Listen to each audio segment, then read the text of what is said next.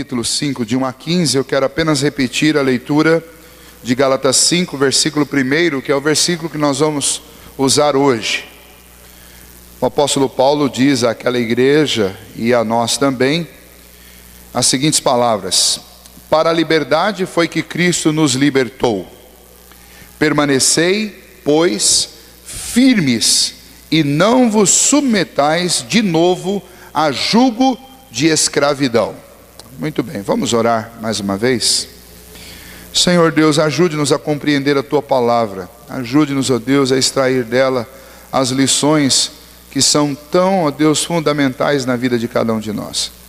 E que, ó Deus, este aprendizado seja pela iluminação do Teu Espírito.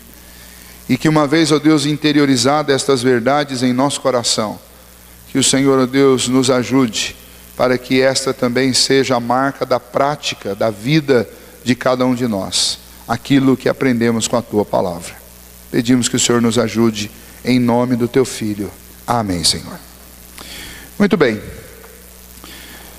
Paulo vem desde o capítulo 1 da carta aos Gálatas combatendo aquela heresia que estava surgindo na igreja, que era a insistência de judaizantes em obrigar cristãos gentios, cristãos não judeus, a fazerem uso da lei mosaica, inclusive de práticas como a circuncisão, para confirmar, para consolidar a salvação deles.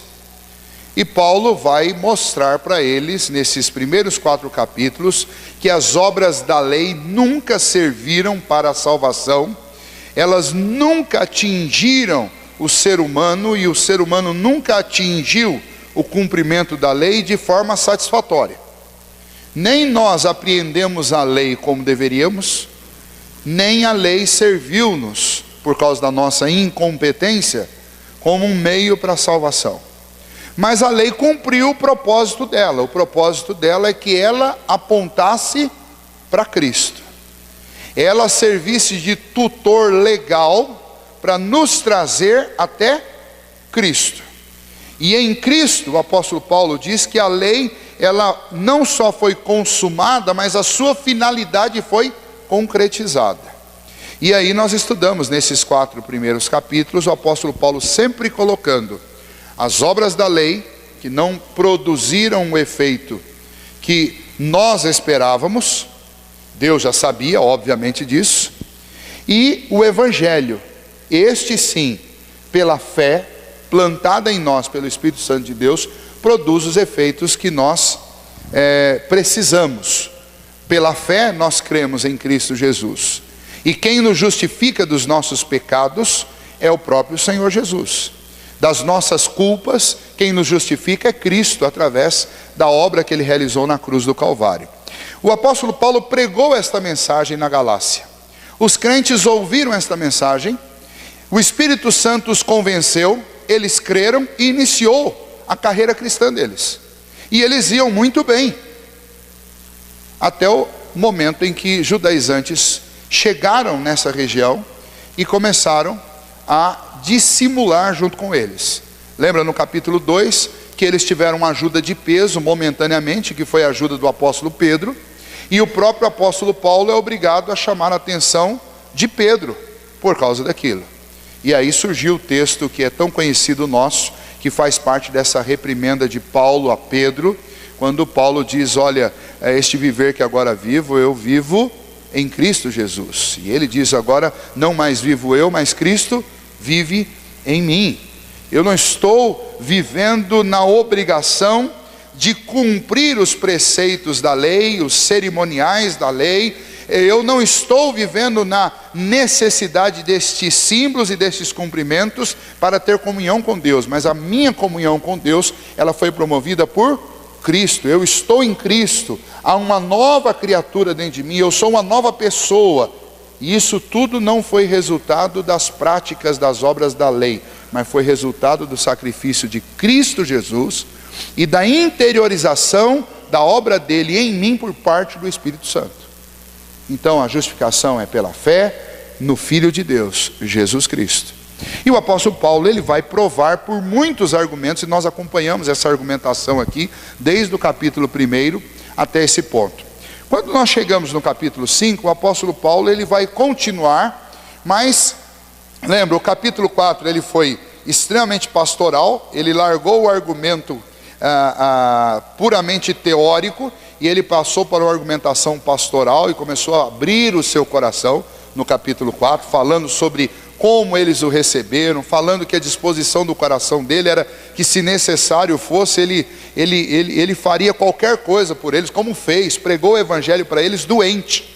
E eles o amaram e o receberam com tanto amor, que ele diz que eles estavam a ponto de, se necessário fosse, arrancarem os próprios olhos para servirem Paulo. Então havia uma comunhão entre eles, e Paulo apela para essa comunhão, para chamá-los à verdade. Agora, no capítulo 5, Paulo passa, como ele faz nas outras cartas, ele passa para a parte prática mesmo do assunto.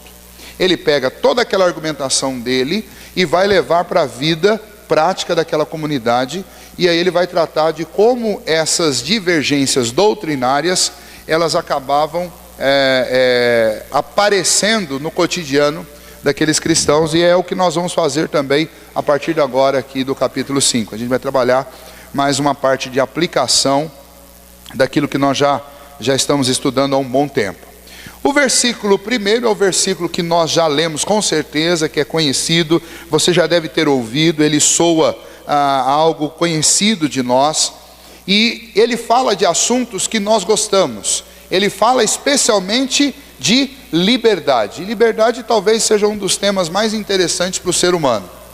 Especialmente nós que vivemos aqui na América do Sul, num país que desfruta, pelo menos em tese, de uma certa liberdade. Nós comemoramos essa liberdade, nós festejamos essa liberdade. Todos os anos, quando chega o 7 de setembro, por mais frio que você seja em relação ao seu nacionalismo, a gente acaba comemorando. Se não comemora por motivo nenhum, mas pelo menos por ser um feriado, você comemora. Mas tudo nos remete a isso, que nós estamos festejando uma carta de independência. Nós estamos festejando a nossa independência de Portugal, que foi, pelo menos no papel, promulgada em 7 de setembro de 1822, e nós celebramos a nossa liberdade. Aí, se você já se aprofundou um pouquinho mais no estudo, você sabe que não foi tão simples, nem tão bonito e nem tão objetivo como a história de um livro aí de 2º grau conta.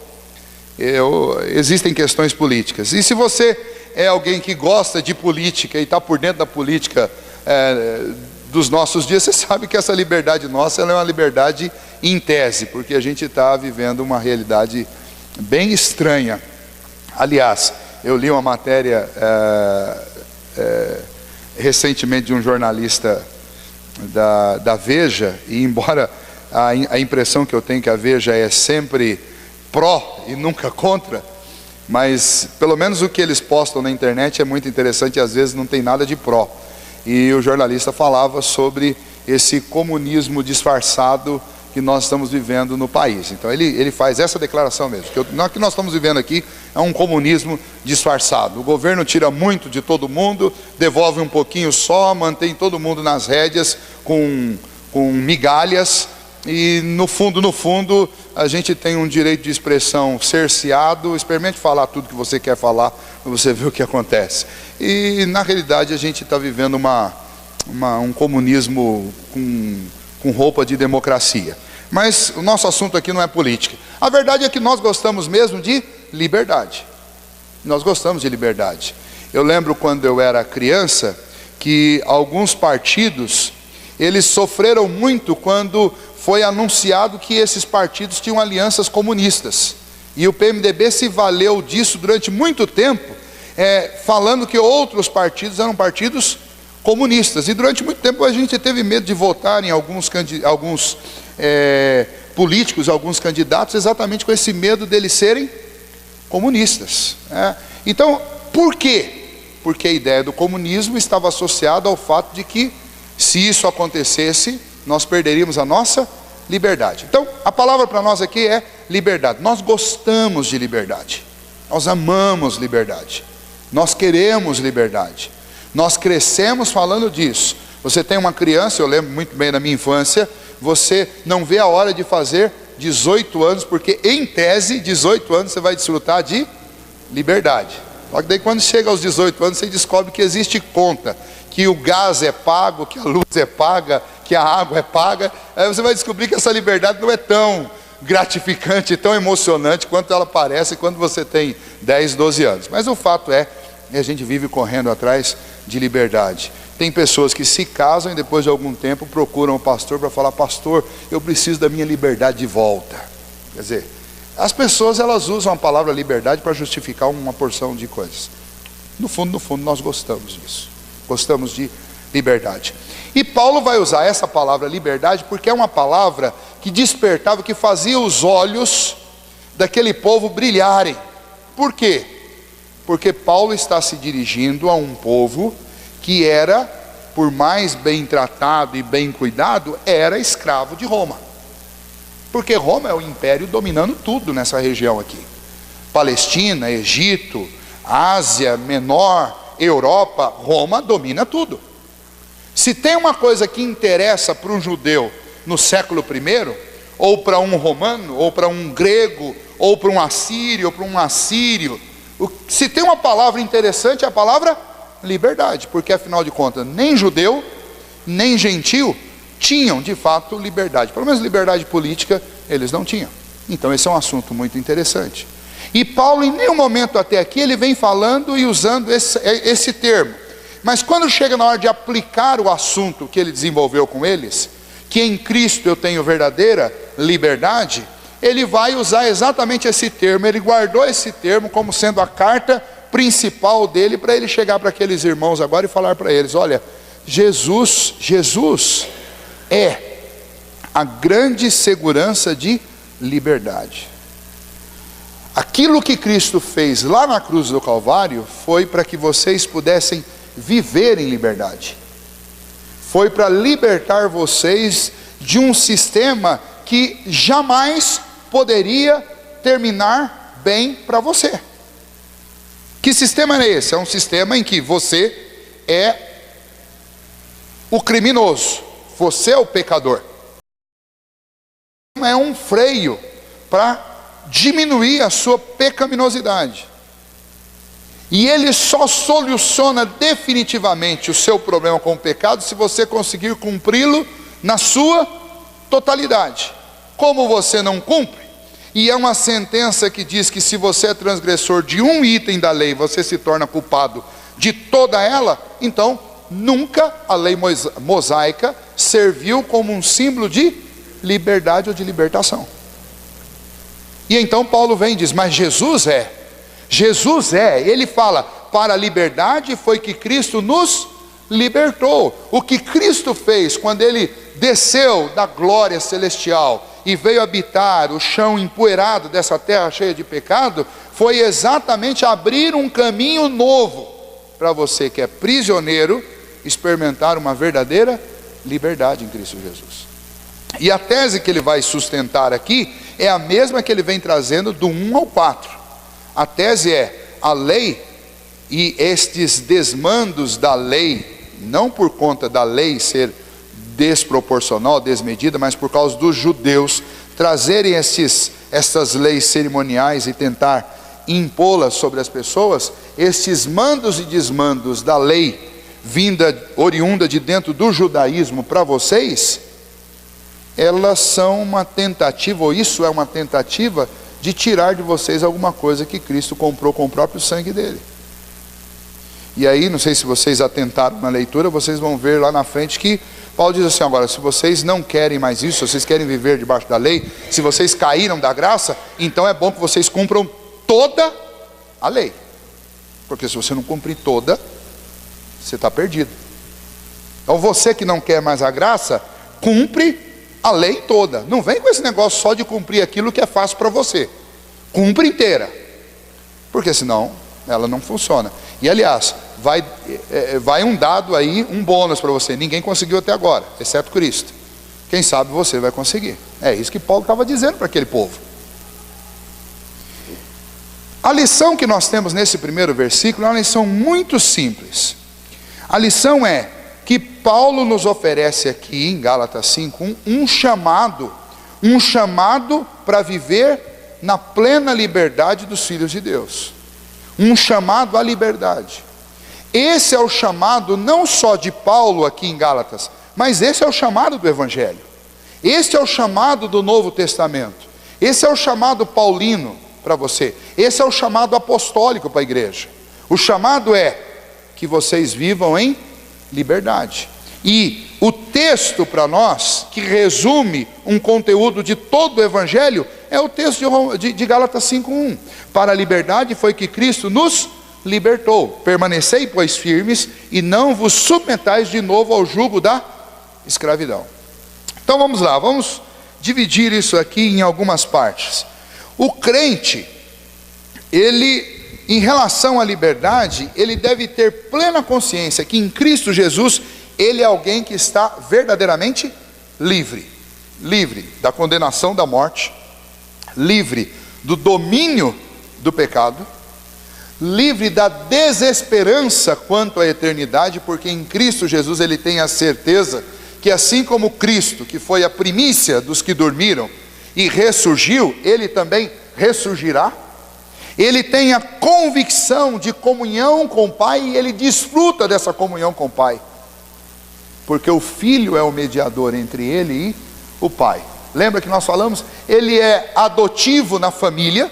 Lembra do capítulo 3? Ele é adotivo, e não apenas adotivo na família de Deus, mas o próprio Deus pôs o Espírito dele dentro de nós, e esse Espírito, ele anuncia ao meu espírito que eu sou um filho de verdade de Deus. Aquela ideia do filho adotivo que não se sente filho, e aí Deus vai lá e coloca o Espírito dele para me fazer chamar Deus de Pai, para me dar intimidade com Ele. Então, o que é essa liberdade? Essa liberdade é essa vida nova que nós temos em Cristo Jesus. O cristão desfruta disso. Se você veio a Cristo Jesus pela fé, confiando nele, no seu amor, como o Senhor e Salvador da sua vida, então você foi num ato judicial, legal, oficial, diante de Deus, declarado livre. O termo justificação ou justificado significa isso. Quando nós estudamos aqui se eu não me engano, há 2 anos atrás, nós estudamos toda a carta do apóstolo Paulo aos Romanos, e nós estudamos um pouco o termo justificados.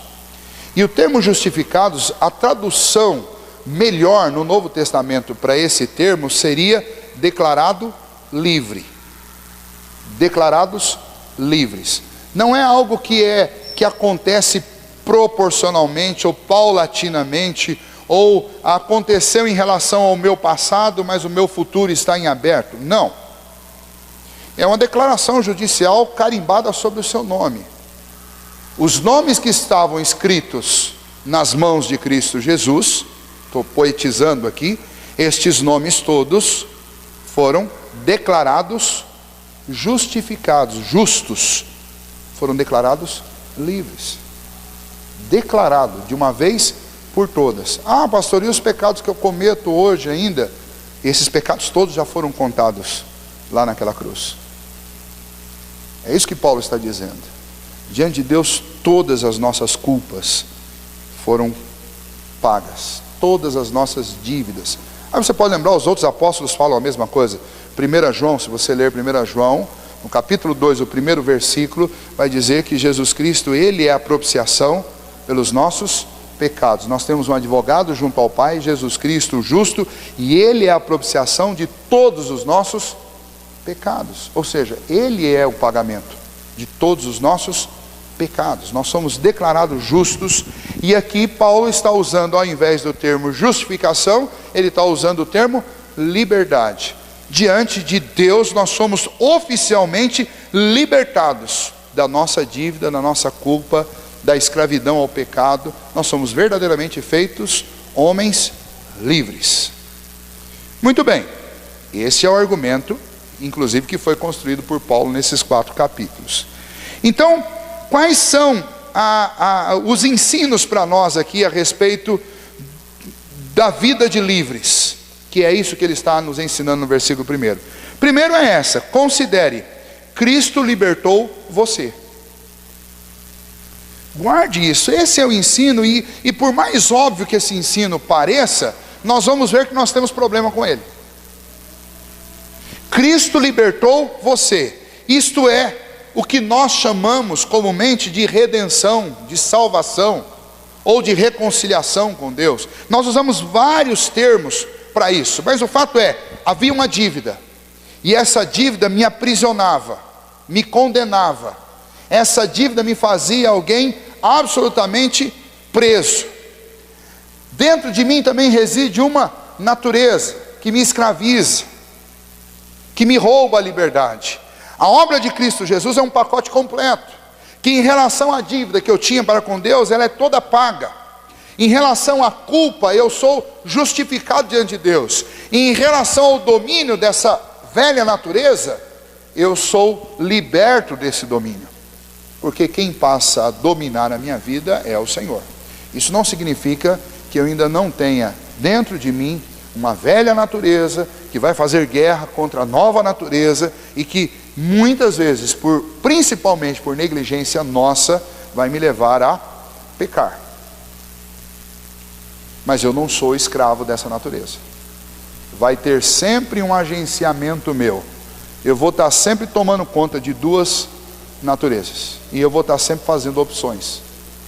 O Espírito Santo vai sempre me lembrar do que é certo e do que é errado, e a minha velha natureza vai sempre me lembrar do gosto terrível do pecado. É aquele desejo pelo podre, pelo estragado. É a minha natureza. Lembra da historinha lá do escorpião e o sapinho? Já contei para vocês algumas vezes aqui, mas é a historinha que descreve muito bem essa situação que nós convivemos, né?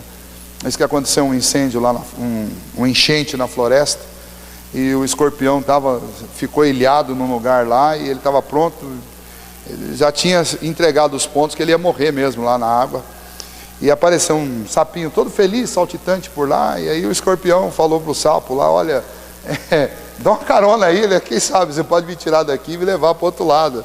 Aí o escorpião falou, o sapo falou: senhor escorpião, senhor me desculpe, mas eu não sou ingênuo, eu vou dar uma carona para o senhor vai me ferroar, e pior, vou morrer eu, e vai morrer o senhor também, eu tenho mais juízo que o senhor.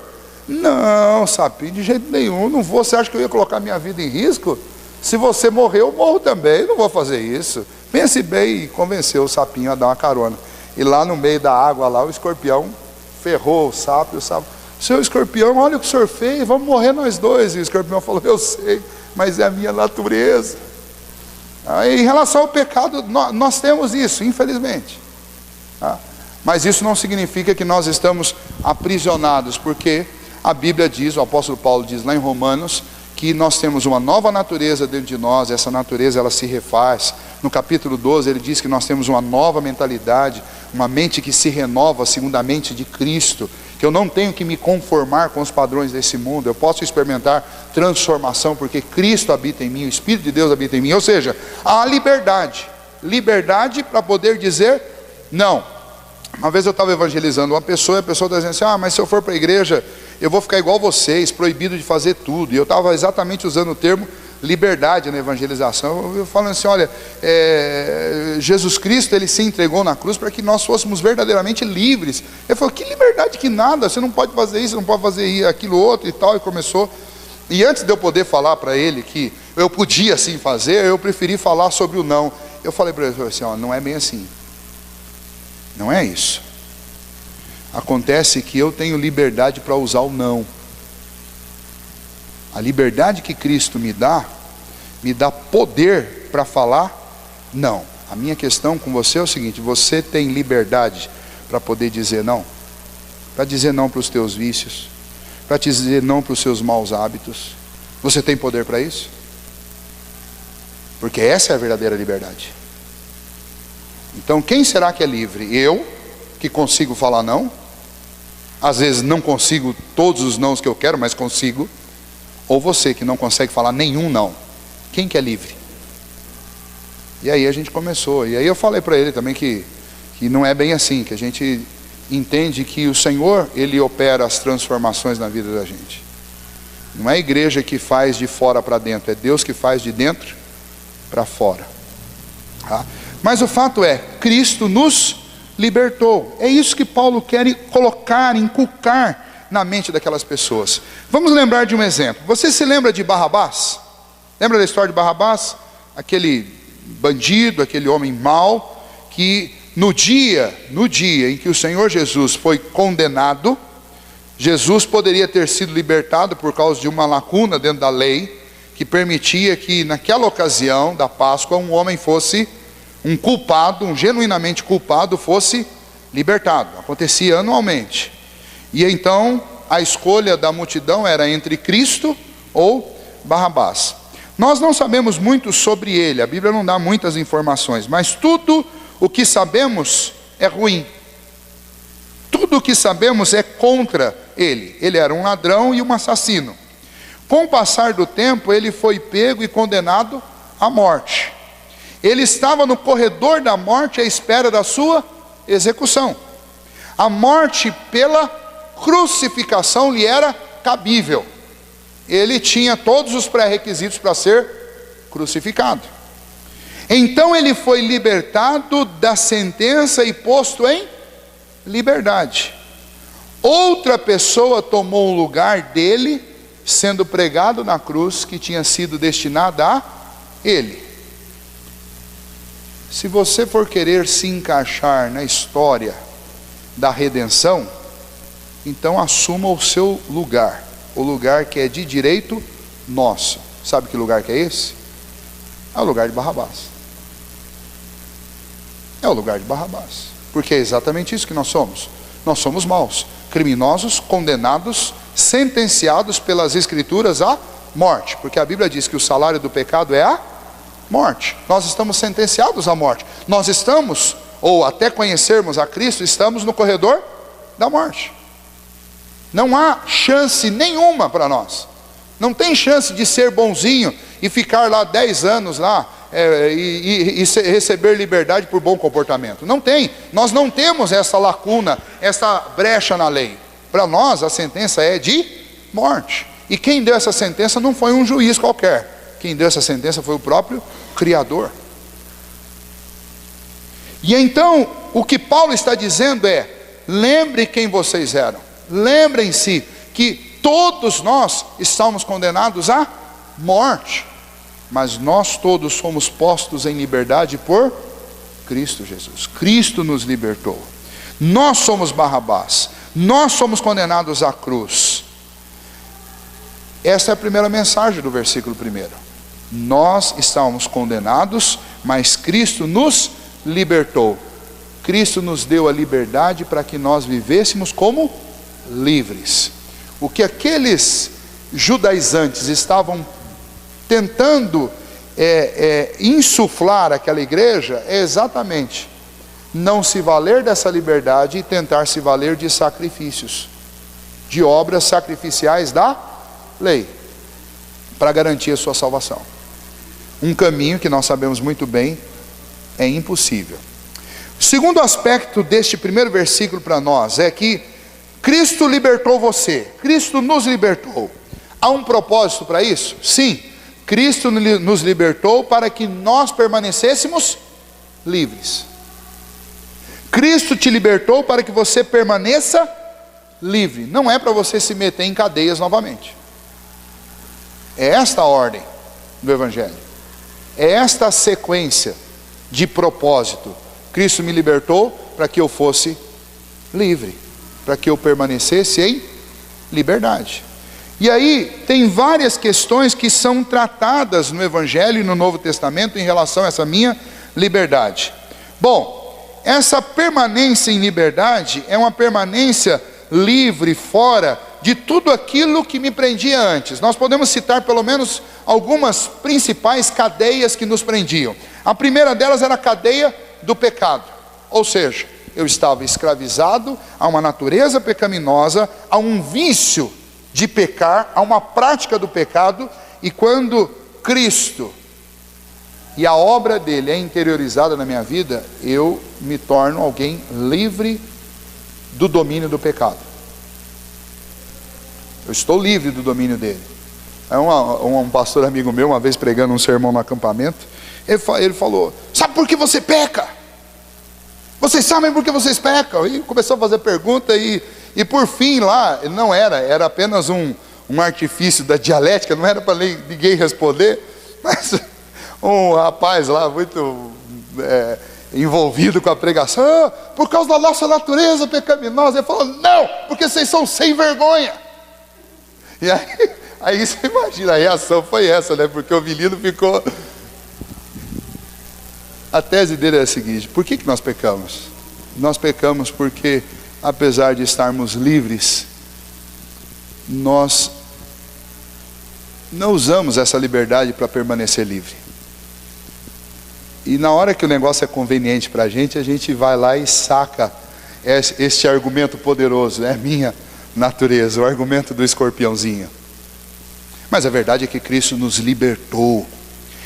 João disse, e esse texto que eu citei de 1 João, se você ler o capítulo 1, João vai dizer algumas coisas interessantes. Ele vai dizer assim: olha, se alguém disser que não tem pecado, está mentindo, e está tentando fazer Deus de mentiroso, porque Deus diz que nós temos pecado ainda. Agora ele diz assim: mas filhinhos, essas coisas eu estou escrevendo para vocês para que vocês não vivam na prática do pecado, que vocês não pequem. E a ideia de pecar ali é um gerúndio, é um ato contínuo, é a ideia de viver pecando. Ou seja, eu estou orientando vocês para que vocês não vivam pecando. Mas se porventura alguém pecar, e daí a voz verbal é uma outra voz, é uma ideia de acidente de percurso.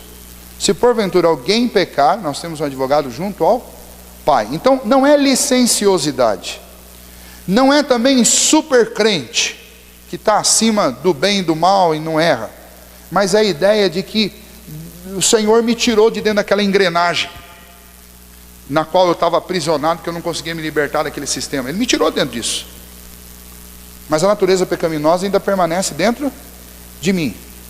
Então é possível que num descuido eu vá cometer aquele pecado antigo, ou aqueles pecados antigos, mas não é por uma obrigação a qual eu estou escravizado. E então a ideia para nós, e o cuidado que nós devemos ter, é o cuidado com essas questões. Nem para tentar justificar uma vida de licenciosidade, que é um dos extremos que a gente pode cair, e nem o outro extremo, que é o extremo de você se achar um super crente. Não, eu não cometo mais pecado. Não, eu fui libertado e estou. Não, a ideia é o seguinte: o Senhor não quer que eu permaneça no pecado. Ele me libertou para que eu permaneça livre. Ele me libertou primeiramente das cadeias do pecado. Se você ler o capítulo 5, a leitura é extensa, mas depois você pode ler em casa Romanos capítulo 5 e Romanos capítulo 6, você vai ver isso lá.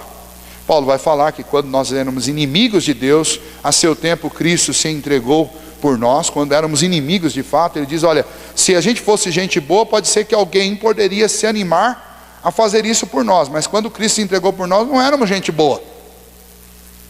E aí chega no capítulo 6, e aí ele vai concluir dizendo que onde abundou o pecado, superabundou a graça. Onde havia crime, onde havia maldade, a graça do Senhor sobrepôs tudo isso. E aí ele começa o capítulo 6 dizendo: agora, o que nós vamos fazer? Nós vamos viver pecando para que a graça seja ainda mais abundante sobre nós? Ele fala: de jeito nenhum. Ele responde: por que de jeito nenhum? Porque antes nós estávamos escravizados a esta velha natureza, e agora nós não estamos mais. Então, essa desculpinha do escorpião, ela ilustra, mas ela não pode servir de desculpa. Eu não posso ficar toda hora: ô pastor, foi aquela história do escorpião, lembra que o senhor contou? Está lá, é a minha natureza. Não. Até acidental pode acontecer, num descuido nosso. Agora, quando a gente começa a insistir na mesma coisa ali, alguma coisa ainda não foi absorvida dessa liberdade. Ou eu estou fazendo o mesmo que aqueles crentes na Galácia estavam fazendo. Estavam deixando a liberdade de lado e se entregando a um sistema de aprisionamento novamente. Mas Cristo nos libertou para que nós permaneçamos livres. Livres da cadeia do pecado. Segundo, livres da cadeia da culpa. A culpa é outro problema que escraviza o homem. Talvez uma das algemas mais poderosas sobre o ser humano seja exatamente a algema da culpa. O sentimento de culpa, ele muda a personalidade, altera a personalidade de uma pessoa, altera o humor. Aliás, começa alterando o humor, altera a personalidade, gera enfermidade física, psicossomática nem fala então, né? Então, de ordem psicológica, emocional, todas que você puder imaginar. O próprio salmista Davi, se você vai ler lá no Antigo Testamento, ele vai falar: enquanto eu encobri o meu pecado, enquanto eu fiquei me alimentando com as minhas culpas, o que aconteceu com os meus ossos? Eles se apodreceram, eles envelheceram. Então, o que acontece conosco quando nós estamos sendo penalizados no tribunal da nossa mente e do nosso coração? Acontece que nós vamos adoecendo, envelhecendo. É vida de prisioneiro mesmo. É exatamente isso, é vida de prisioneiro, prisioneiro de verdade, não esses prisioneiros das cadeias brasileiras, é vida de prisioneiro. Como eram os prisioneiros romanos, que jogavam lá no cárcere e não lembravam nem de dar comida para o indivíduo. É isso que acontece. A culpa, ela é alguma coisa boa e legítima quando você usa a culpa para admitir o erro que você cometeu e mudar de atitude. Mas quando você admite, se arrepende, mas não consegue se livrar do sentimento de culpa, aí é terrível. E foi exatamente para nos aliviar disso e para nos curar disso que o Senhor Jesus, ele nos convida tão graciosamente ao perdão. Vamos lembrar do Evangelho, depois eu vou falar um pouquinho de Paulo. Mas se você pegar no Evangelho, você tem gente que foi pego em flagrante, sentiu a culpa, e o Senhor Jesus mesmo ensinou como deveria superar isso. Vamos pegar o exemplo lá bem no começo. Você pega da mulher adúltera, foi pega em flagrante adultério. Mas quem estava querendo puni-la era um bando de hipócrita, que praticavam o mesmo pecado, o mesmo erro que eles estavam acusando a mulher. E aí Jesus os rechaça, quando Jesus começa a escrever os nomes na areia, e antes disso diz: quem não tem pecado atire a primeira pedra. E eles foram embora. Muito bem, a mulher foi embora? Não, ela ficou.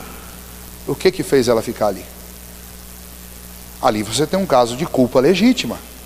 Ela sabia que ela era culpada. Ela não foi embora. Ela aguardou a sentença do único que tinha autoridade para sentenciá-la. Aí o que Jesus disse para ela? Vai, não peques mais. Mas Jesus não ficou ali jogando um monte de coisa na cara dela, nem. Jesus, vira a página, minha filha. É isso que Jesus disse para ela: vira a página. Vai, e agora a sua vida deve ser diferente da que você tinha antes. Eu não tenho condicional para te perdoar. Se você fizer tudo certo, um mês você volta aqui falar comigo e está perdoado. Não, só vai em paz. Acabou, encerrou. Não peca mais. Quer dizer, você tem uma terapia. Aí você tem um caso de culpa boa. A culpa nesse sentido é uma admissão de erro, uma admissão de culpa, e aí o Senhor perdoa e ela vai embora. Quer um caso de culpa ruim? Vamos pensar num caso de culpa ruim. Vou ser rápido, então já vou pular logo para o principal. Judas. O que Judas fez? Judas traiu o Filho de Deus, e ele sabia que era o Filho de Deus. Alguns que defendem Judas e o que ele fez, dizem que na realidade ele estava tentando provocar uma situação em que Cristo fosse obrigado a se mostrar como Judas o conhecia, como o Filho de Deus. Então alguns dizem que Judas jamais imaginou que Cristo ia se deixar matar, mas que Cristo ia evocar os anjos do céu, ia arrebentar com aqueles romanos ali, ia acabar com aquele sistema político podre de Herodes e de toda a corja dele, com aquele sistema religioso podre de Caifás. Eu não sei se é isso, e não dá para nós sabermos mesmo. Mas o fato é que quando ele viu que a coisa deu errada, ele é testemunha ocular, ele é testemunha factual de muitas, inúmeras, muito mais do que a gente consegue imaginar, porque João diz que se fosse para descrever tudo que Jesus fez, faltariam páginas, mas Judas conviveu aqueles 3 anos e viu. Judas foi testemunha de Cristo perdoando pessoas que, aos olhos da sociedade, eram imperdoáveis. Judas deve ter visto Jesus chamar Levi. Judas deve ter visto Jesus ir comer na casa de Zaqueu. Judas, não sei se estava, porque era na madrugada, quando Jesus estava orando e levaram a mulher adúltera até ele. Mas esses eventos, eles devem ter se repetido inúmeras vezes. Mas Judas admite a culpa, mas ele, ao invés de buscar uma solução, ele vai conviver com a culpa um tempo até tirar a própria vida. Você tem um problema de culpa ruim. Paulo, ele pega a aplicabilidade toda do Evangelho e chega para nós ocidentais e diz assim: olha, deixa eu dizer uma coisa para vocês, não vivam na culpa. Porque Cristo entregou o Filho dele na cruz do Calvário. Aliás, Deus entregou o seu Filho na cruz do Calvário. Se Ele foi capaz de dar o próprio Filho por nós, porventura, Ele não vai nos dar graciosamente com Ele todas as coisas? E aí ele conclui: portanto, que acusação há contra os eleitos de Deus? É Deus quem os justifica. Quem intentará acusação contra os eleitos de Deus? E aí ele vai começar a falar que nada pode nos separar do amor de Deus. Então, não se deixe escravizar pela culpa. Por quê? Foi para a liberdade que Cristo nos libertou. Permanecei livre. Livre da cadeia do pecado, livre da cadeia da culpa. A culpa, ela é legítima quando eu transgrido algo da lei e o Espírito Santo me faz reconhecer isso, ele me convence do meu pecado e me leva de volta ao trono da graça para alcançar perdão. A culpa, ela é ilegítima quando eu uso a culpa para fugir, quando ela me leva para a direção contrária, quando eu me sinto mal, quando eu me sinto envergonhado, constrangido e não quero saber de Deus. Vez por outra, às vezes a gente vai evangelizar alguém ou, entre aspas, reevangelizar alguém que se afastou da igreja, e você ouve frases do tipo assim: não, pastor, eu preciso consertar a minha vida primeiro para depois eu voltar. E eu costumo dizer, quando alguém me diz isso, eu falo assim: viu, se eu... É isso que eu falo. Eu falo, se você for aguardar você ter condição de consertar, você não volta nunca. O homem não conserta nada. Quem conserta é Cristo. E aí eu gosto muito de Romanos 8, porque eu falo assim: olha, quando Deus entregou o Filho dele por nós, nós não éramos melhores do que nós somos hoje. Ele deu o seu Filho quando nós éramos, Romanos capítulo 5, inimigos dele. Agora, se Deus foi capaz de entregar o Filho dele por inimigos dele, qual o tamanho do amor reconciliativo que você acha que Deus tem? É como nós cantamos nesse hino: é um amor infinito. Então você não precisa ficar esperando melhorar de vida ou mudar de vida para vir para Cristo. Muito pelo contrário. Você precisa de Cristo, não importa a situação que você esteja. E um outro detalhe que a gente gosta muito de falar sobre os atributos de Deus, e todo mundo se pergunta assim: olha, me fala 3 atributos de Deus, assim na lata. Aí a pessoa fala: onipotente, onisciente, onipresente. Aí você fala assim: então tá bom, então vamos trabalhar com esse aí, onisciente. O que significa? Significa que Deus sabe de todas as coisas. Então me diz uma coisa: você pega Deus de surpresa com algum pecado? Você acha que você fez alguma coisa que surpreendeu Deus? Até porque quando Cristo foi erguido lá naquela cruz, se um pecado que eu cometer no meu futuro já não tiver contado lá, eu estou no inferno. Se você puder cometer um pecado que Cristo já não tenha pago lá na cruz, então esqueça o céu. Porque uma transgressão só é suficiente para te tornar culpado de toda a lei.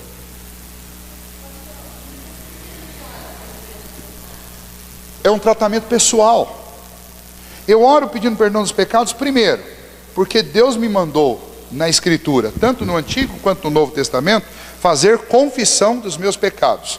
É para minha auto-humilhação, é para o meu reconhecimento da minha fragilidade, é para o reconhecimento da graça, para eu sempre lembrar e sempre notificar que a minha comunhão com Deus depende do quê? Do perdão e da misericórdia, que vem desse pacote da graça.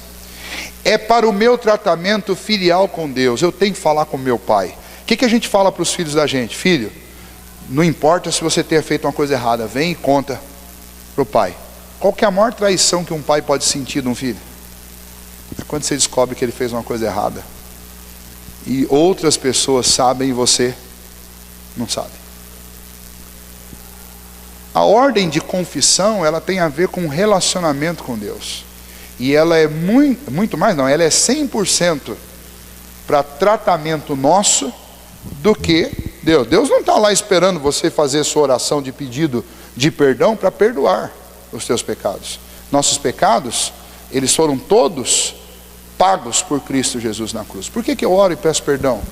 Porque eu preciso anunciar para cada célula do meu corpo e para quantos ouvidos puderem ouvir dia após dia que eu peco e que eu preciso da misericórdia e do perdão de Deus. Isso é tratamento para a nossa alma.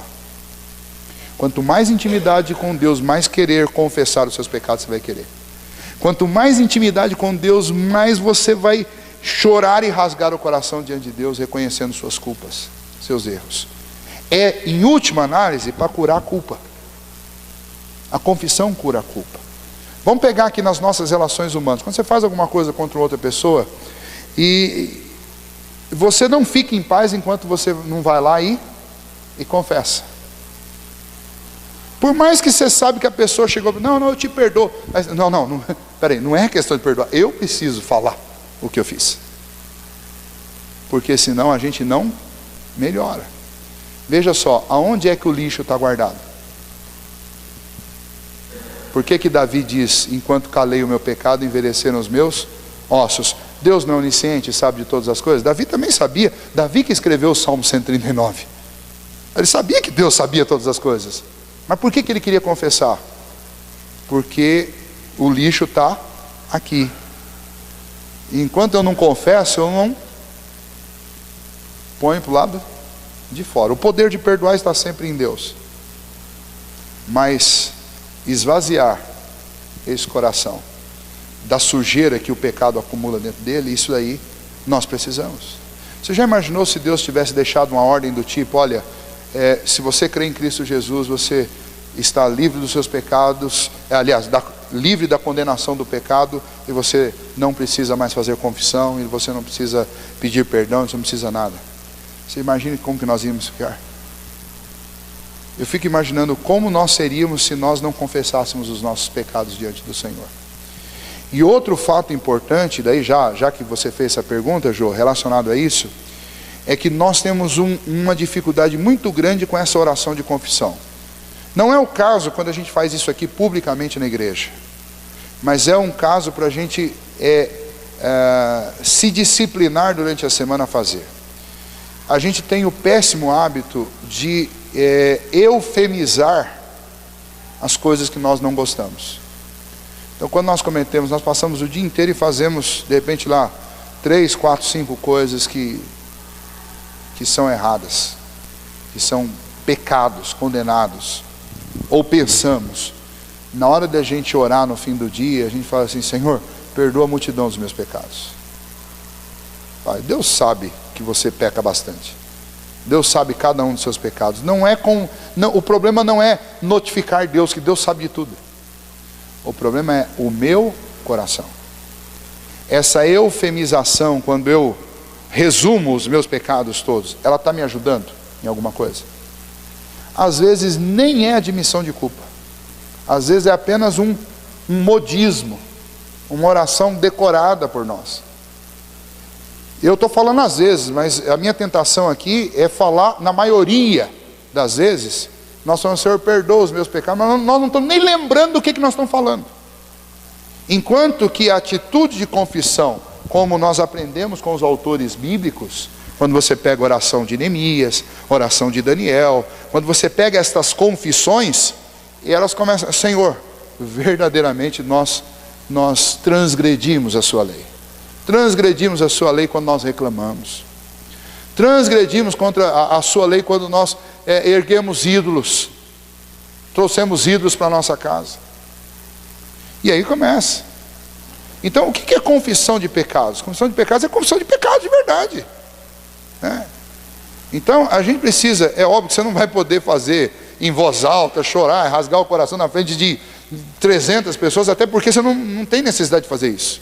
É você e Deus. Então, no momento público, vocês sempre me ouvem quando eu faço oração silenciosa, porque não é para ninguém ficar aqui se expondo.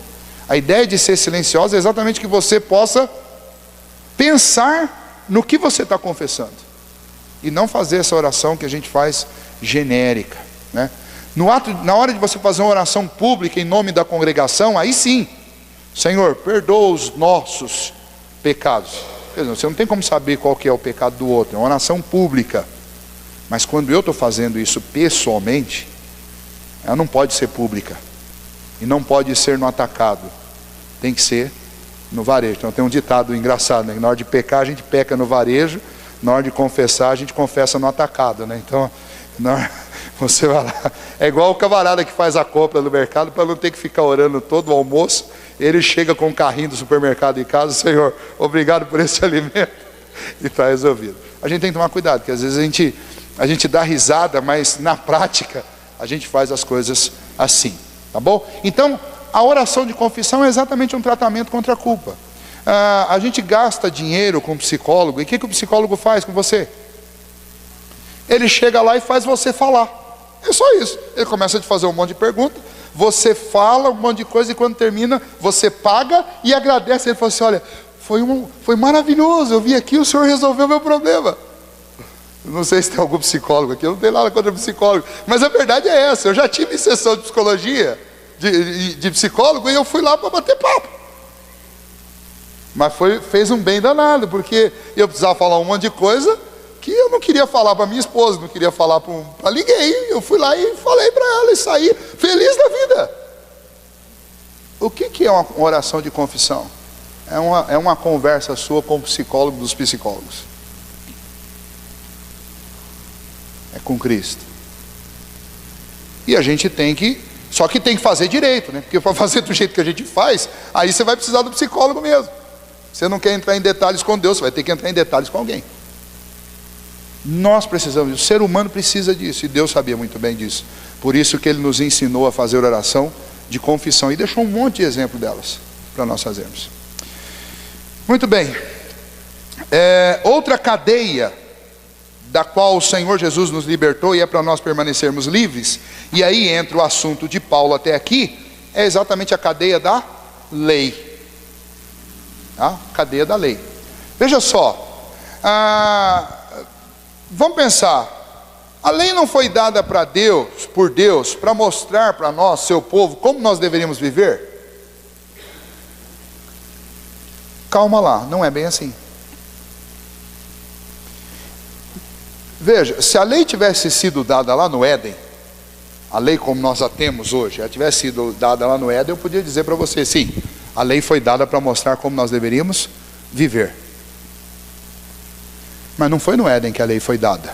Lá foi dada uma lei, que era do fruto da árvore do conhecimento do bem e do mal. Essa vocês não vão comer, porque no dia que comer vocês vão morrer. Mas a lei que nós conhecemos, e é a lei mosaica, foi dada em que contexto? Num contexto em que todos nós já éramos criminosos. Deixa eu explicar que tipo de lei é essa. Esse tipo de lei é a lei do interior de um presídio. É essa lei. Todo mundo nesse planeta já estava condenado à morte. O salário do pecado é a morte. No dia que você comer dessa árvore, você vai morrer. Comeram. Todos nós nascemos de um casal, de uma raça condenada à morte. A lei que Deus deu, através de Moisés, é uma lei de presidiários. São aquelas regrinhas básicas de comportamento dentro do presídio. Você está preso. Para você conseguir viver aqui dentro, você vai ter que fazer assim, assim, assim, assado. E a gente restringe a lei como sendo o único manual de como viver e agradar a Deus. Gente, quando Jesus vem anunciar o Evangelho, Ele vai e Ele pega essa lei, e aí sim Ele vai aplicar essa lei para a vida fora do presídio. E Ele aplica de uma maneira profunda e ao mesmo tempo absolutamente deleitosa. Ouvindo da boca de Jesus, alguém perguntou: Senhor, nós conhecemos a lei de Moisés, mas e o Senhor, como é que é a lei? Qual que é a lei? Qual é o maior de todos os mandamentos? O que o Senhor ensina? O que o Senhor nos manda fazer? Jesus disse: ama a Deus sobre todas as coisas e ao próximo como a ti mesmo. Depois, lá no capítulo 13, e ao próximo como eu vos amei. Essa é a lei de fora do presídio. É a lei do amor. Como é que nós vivemos e agradamos a Deus? Você não precisa de 160 mandamentos. Você precisa entender uma regra da vida dos libertos. Os libertos vivem para amar a Deus mais do que qualquer coisa nessa terra, e para amar o próximo como Jesus nos amou. Ontem eu estava fazendo a devocional para o pessoal da... Aí eu me animei, até escrevi um texto, mandei para o jornal sobre aquele... comprem a Gazeta aí nesse final de semana, tem um texto bonito lá sobre essa questão do amor segundo Jesus. Foi o tema que eu dei. Se você pegar o Evangelho de João, no capítulo 13, os versículos 34 e 35 são bem conhecidos nossos, porque eu tenho citado eles quase que todo sermão nos últimos meses. Significa, ou Jesus disse o seguinte: novo mandamento vos dou, que vos ameis uns aos outros como eu vos amei. E nisto conhecerão que vocês são filhos de Deus, que vocês se amem uns aos outros como eu vos amei. É isso que Jesus está dizendo lá. E aí a gente fala bastante sobre como é o amor de Jesus, como é o amor de Jesus, sabe? Mas no primeiro versículo do capítulo 13 tem uma frase que é a melhor frase para dizer como é o amor de Jesus. Hugo, você abriu aí, lê. Qual que é a última frase do primeiro versículo do capítulo 13? Jesus os amou até o fim. Jesus os amou até o fim. Quem são esses os? Para começar, 12 discípulos que iam. Um ia traí-lo, outro ia negá-lo, e os outros 10 iam fugir. Se você quiser pegar só o que estava ali no cenáculo junto com ele. Os amou até o fim. Ou seja, Jesus nutria pensamentos amáveis até o fim por gente imperfeita, covarde, medrosa, traiçoeira. Como é que Jesus quer que eu viva? Que eu não tenha esse tipo de amorzinho interesseiro que a gente tem, que eu amo enquanto você está fazendo o que eu gosto. Na hora que você faz ou fala alguma coisa que eu não concordo, eu já cruzo o braço. Acabou o amor. Então, a lei mosaica, ela não é um compêndio exaustivo de como você vai viver para agradar a Deus. A lei mosaica é um compêndio exaustivo de como eu vivo dentro de um presídio, porque eu estou condenado à morte. Mas a lei pura, santa do Evangelho é que você ame a Deus mais do que qualquer outra coisa, e ao próximo como Jesus amou você. Pessoas que foram libertas vivem assim. Você não precisa saber de cor toda a lei mosaica. Você precisa saber que você não pode amar nada nessa terra mais do que a Deus, e que você não deve ficar devendo a ninguém coisa alguma, exceto o amor como Jesus te amou. É isso que eu tenho que fazer. Eu devo amar as pessoas até o fim. Se você fizer isso, você vai agradar a Deus. E é isso que nós precisamos entender. O que Paulo estava dizendo para a igreja da Galácia: Cristo libertou vocês para que vocês sejam livres. Cristo tirou vocês de dentro do presídio, para vocês viverem uma vida de livres. Então veja, de novo eu vou terminar como eu terminei as outras vezes, porque quando a gente fala sobre essa luta que Paulo estava enfrentando contra aqueles judeus, para nós, quando nós estamos falando, fica parecendo a impressão que você pega o Antigo Testamento, fecha ele, não serve para mais nada. De jeito nenhum, muito pelo contrário. Primeiro, não dá para entender o Novo Testamento sem o Antigo. E o que joga a luz para eu compreender o Antigo é exatamente o Novo. Então não tem nada descartado, não tem nada deixado para trás. Nós estamos falando sobre salvação. E salvação só tem um caminho para ela, e esse caminho é Cristo. Justificação, libertação é obra de Cristo. A lei deve ser estudada, conhecida por mim? Sim, com certeza. Agora, se eu cumprir o mandamento que eu tenho no Evangelho de Cristo Jesus, eu automaticamente não esbarrarei em nenhum dos mandamentos do Antigo Testamento. Se eu amar a Deus sobre qualquer coisa, mais do que qualquer coisa debaixo do sol, e se eu amar ao próximo como Cristo me amou, você não precisa saber os mandamentos de cor, porque você não vai esbarrar em nenhum deles. Quem ama o próximo como Jesus o amou, não fala mal, não cobiça o que é dele, não mata, não rouba, não distrata, não desonra. Quem ama a Deus sobre todas as coisas não se apaixona pelo dinheiro, não trai, não é infiel. Acabou. Então, o mandamento, veja só, esse compêndio da lei mosaica, ele na realidade é a informação que está contida no Evangelho, mas ela está contida no formato de uma norma de vida para quem está vivendo fora do presídio. É a lei da liberdade. Tiago fala sobre isso. Persevera na lei da liberdade. Qual que é a lei da liberdade? Ama a Deus sobre todas as coisas e ao próximo como Jesus amou vocês. Gente que foi salva por Jesus só precisa de saber dessas duas leis. E é óbvio, confiar e depender de Deus, porque é Deus que vai me dar força para cumprir esses mandamentos. Sem Ele eu não consigo fazer nada disso, porque os padrões se elevaram absurdamente. Amar como Jesus me amou.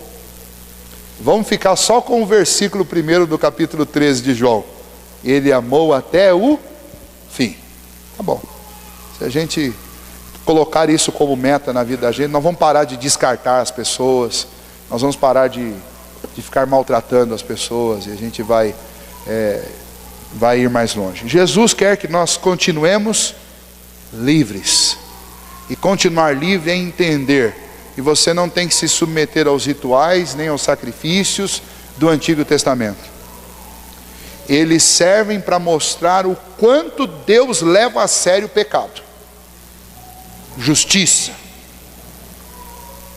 Mas nós fomos salvos pelo sacrifício de Cristo. A nossa salvação nunca dependerá de uma obra minha, porque se depender, acabou, vamos todos para o inferno.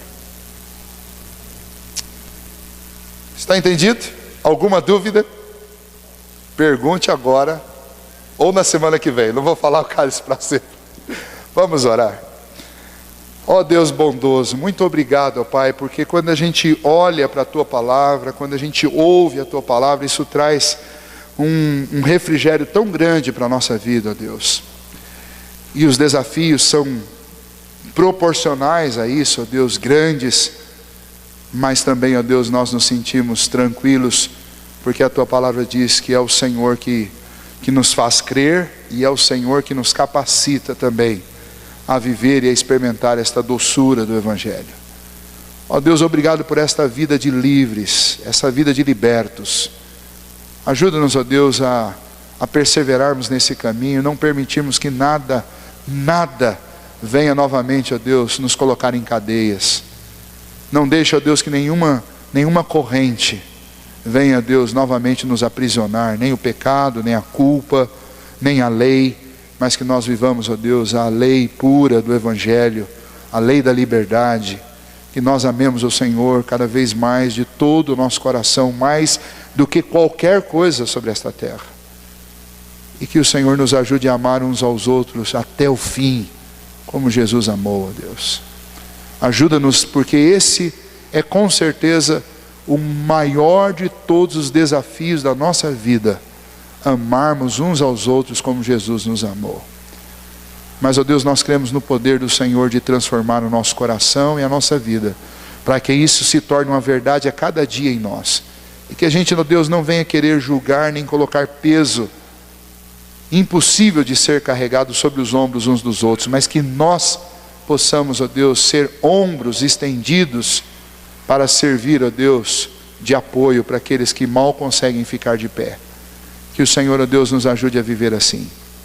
Essa é a nossa oração nesta noite, e nós te agradecemos, ó Pai, por este dia e por tudo que o Senhor nos deu nele, em nome do teu Filho Jesus. Amém. Deus abençoe.